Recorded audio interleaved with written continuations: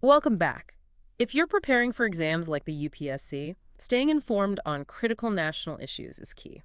Today, we're doing a deep dive into something often right under our noses but overlooked: indoor air quality in India. That's right. We hear a lot about outdoor smog, but the air inside our homes and offices, that's what we're tackling today, based on insights from the Hindu.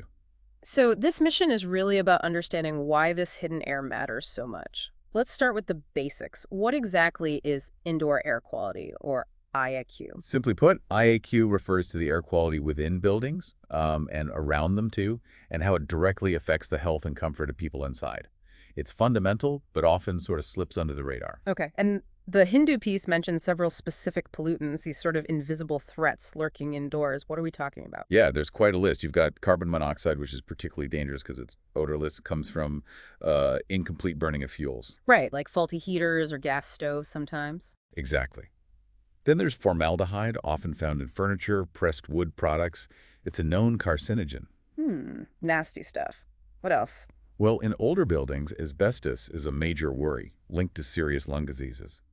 Radon gas, which is radioactive and seeps up from the ground naturally, is another one. Radioactive gas in our homes, that's unsettling. It can be, depending on location and building structure. Also, lead from old paint or plumbing is still an issue sometimes. And then the more common things: mold in damp spots, pesticides, smoke. Smoke from cooking too, right? Not just cigarettes. Absolutely, especially traditional cook stoves using solid fuels. And finally, common allergens like dust mites and pet dander. It all adds up. It really does sound like a complex mix. So why is IAQ reportedly getting worse, especially here in India? Is it just outdoor pollution getting in? That's definitely part of it. Buildings aren't always well sealed or ventilation is poor, so outdoor pollutants like PM 2.5 just find their way inside. PM 2.5, those tiny particles that go deep into the lungs. Precisely. But indoor activities are huge factors too.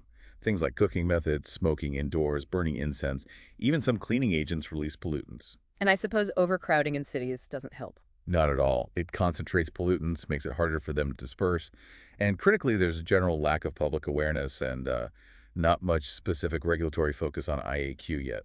The Hindu article mentioned some pretty stark numbers about the impact. Can you share those? Yes, they're quite sobering. A Dyson study highlighted India having the highest average annual indoor PM 2.5 levels globally, around 55 micrograms per cubic meter. That's very high. Wow, the highest globally. And the WHO estimates that globally, household air pollution contributes to about 3.2 million premature deaths each year. This is largely linked to using solid fuels and kerosene indoors. And that leads to things like lung damage, weakened immunity. Exactly. Reduced oxygen in the blood, too. Poor ventilation can also cause what's known as sick building syndrome, headaches, fatigue, often from CO2 buildup. And the long-term links. Strong links to non-communicable diseases: stroke, heart disease, COPD, lung cancer. And importantly, women and children, who often spend more time indoors near cooking areas, are disproportionately affected. This is definitely a key public health issue, very relevant for UPSC aspirants analyzing national challenges. Okay, so we know the problem is significant. What about solutions? What does the Hindu suggest for cleaner indoor air? There are several pathways. Air purifiers, especially those with HEPA filters, can capture those fine PM 2.5 particles effectively. Right. What else? Anything simpler? Yes, some common indoor plants, like spider plants or peace lilies, are known to absorb certain chemicals like formaldehyde and benzene. It's a small help, but it contributes. Interesting. And bigger picture. A major one is shifting to cleaner fuels and technologies for cooking. Think solar, electricity, biogas, LPG, natural gas. Also, choosing building materials and furnishings with low volatile organic compounds, or VOCs. Low VOC paints and varnishes, that sort of thing.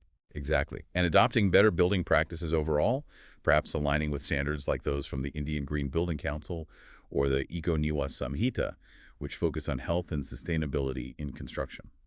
This really paints a clear picture. Indoor air quality isn't just a minor nuisance. It's a serious public health challenge in India that needs much more attention.